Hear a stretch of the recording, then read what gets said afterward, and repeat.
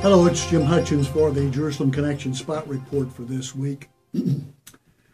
Many have noted, even Prime Minister Netanyahu, the Prime Minister of Israel, has said, quote, anti-Semitism in Europe is reaching the levels of 1930s when Hitler was in charge. In the United States, anti-Semitism, posing as anti-Zionism or anti-Israelism, is rampant in secular universities and colleges, and it's found a home in many humanities and political science departments. Along with that, Christians the world over are suffering for their faith. God and Christ are constantly referred to with blasphemous irreverence, or the butt of contemptuous jokes on the part of the media and the entertainment world. The question is, why is this? And why is it now? Why does it continue to grow? Yaakov Kirschen, the Israeli artist, the Israeli cartoonist of dry bones, he's brought a smile and even laughter to many throughout the world since 1973 when he started it.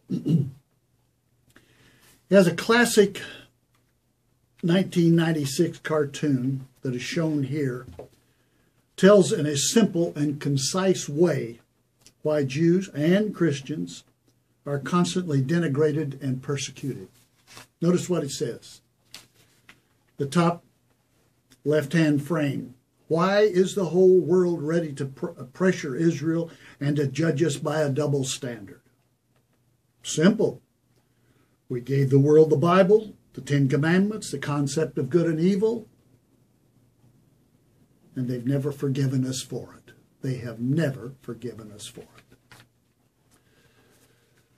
So why this growing denigration and persecution of Jews and Christians increasing? The reason? They represent an exclusive God that can be approached and accepted only on His terms. Jesus said it best. I'm the way, the truth, and the life, and no one comes into the Father except through me. That's exclusive. Let's face it, man is born with a rebellious spirit toward God. It is an inseparable part of man's DNA since the fall of Adam and Eve. Along comes God and declares that He has chosen the Jewish people to represent Him. God has chosen the Jewish people to represent Him. Now, even most Jews would admit that they've not done a very good job of representing God. Still, the height of arrogance for many is to think the Jews and only the Jews are the chosen people of God. Then comes Jesus, a Jew, living by all the standards that God gave the Jews. And He says anybody who believes in Him and only Him can come to the Father. That is, go to heaven. And nobody else. As Dry Bones reminds us, for that they have never forgiven us. Never forgiven us. And what's more, the sobering fact is that they never will. That is, until Messiah comes or returns, as we Christians believe. The book of Acts says that the Messiah must remain in heaven until the time comes for God to restore everything as He promised long ago through the holy prophets. Until then, unfortunately, we should expect that anti-Semitic and anti-Christian behavior will in fact increase exponentially.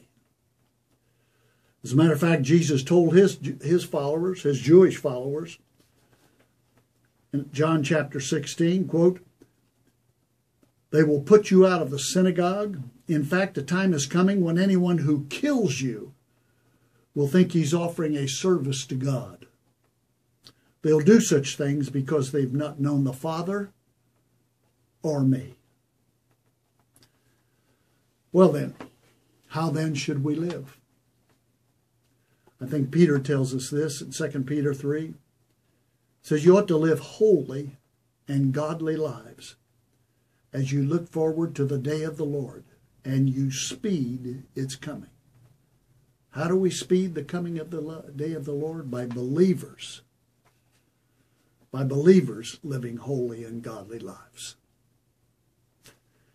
Till next week, Od Ki Yavo Shilo, Yivareka Yahweh.